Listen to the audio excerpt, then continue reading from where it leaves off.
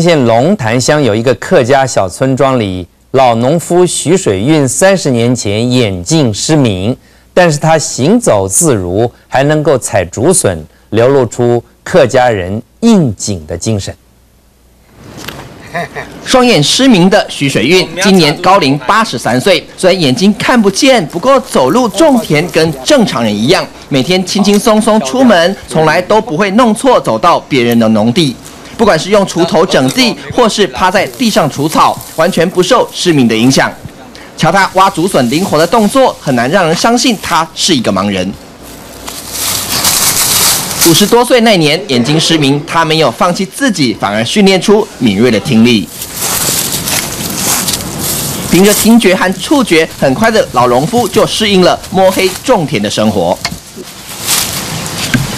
有些个耳孔来睇啊，冇咁冇耳孔睇唔到咯，依家看都唔到，睇都唔知啊。劳保局以徐老先生领有残障手册，认定他不会种田，取消了老先生的农保资格。他于是邀请农保官员实地见证，证明自己眼盲心不盲。哎，你直接冇就看到啊，照些啊，冇修你啦。老农夫说：“天生我材必有用。”在他身上发现出客家人不服输的应景精神。民视新闻顾德川桃园报道。文化记录者庄华堂多年来利用摄影机将各地扶老客的生活情形用影像真实的记录下来。这是庄华堂进入新店市拍摄扶老客的画面。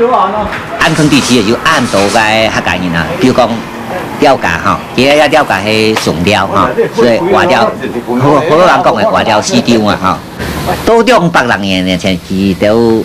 大部分係講客家話，不過啲當然全部唔要講客家話，全部講河洛。扶老客是庄华堂研究的主题。多年来，他的足迹不仅踏遍全台各地，还远征到中国，拜访过几十个扶老客。他说，绝大部分的扶老客早已忘了自己原本是客家人。70歲以上嘅人呢，佢可能一個做生意時啊，識談過講阿公該推人啊，講客家嚇。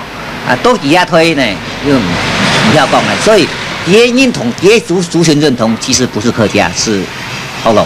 用影像记录扶老客的点点滴滴，是他研究客家历史的项目之一。他说，他要将这些珍贵的画面保留下来，为客家人的历史做见证。民视新闻何乃强、陈小青台北报道。台北县有一位创作型客家歌手，擅长将客家山歌和童谣重新改编。录制成一首首的客家歌曲。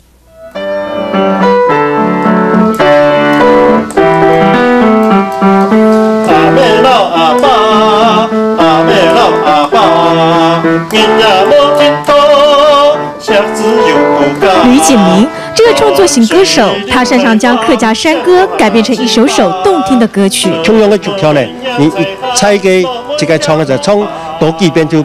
會變到出神氣，大家感覺講係大家去唱哈，但是係講用合唱嚟表現，上次用西來唱，上次變西梅唱，係講加上那個對位嘅一條曲調上去，就變到輕神氣、輕有變化的哈。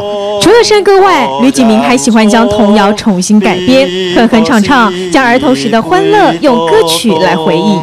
在暗部頭呢，雖然呢看到那個福音從嘅實際呢，佢會發覺太自然嘅那個真奧妙嘅一隻印象啦哈。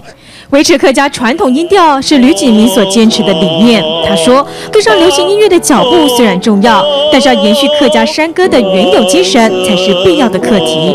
民視新聞何乃強、陳小青台北報道。